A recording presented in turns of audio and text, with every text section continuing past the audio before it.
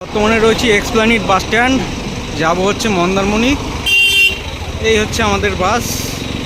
2025 সালের সব থেকে বেস্ট ট্যুর হচ্ছে আমার এই মন্দারমণি আর দীঘা ঘুরতে যাওয়া।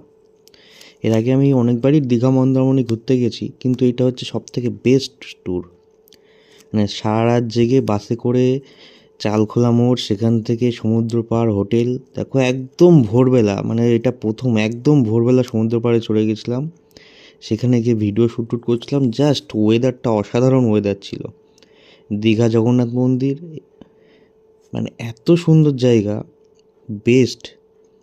দীঘা থেকে এটা ফিরছিলাম, ফেরার পথে তারপরে মন্দারমণিতে আমাদের হোটেলে এসে একটু রিল্যাক্স এনজয় করছিলাম। খুব আনন্দ করেছি, মানে বেস্ট অফ বেস্ট ট্যুর হচ্ছে এইটা। সমুদ্র পাড়ে নিলিবিলি একা পরিবেশ, জাস্ট অসাধারণ। আমাদের মন্দারমণির সব থেকে বেস্ট হোটেল ছিল এইটা। মানে অ্যাটাচ সুইমিং পুল, যেই রুমে ছিলাম সেই রুমের সাথে সুইমিং পুল ছিল। জাস্ট কি আর বলবো। আর তার সাথে তো খাওয়া দাওয়া ছিলই।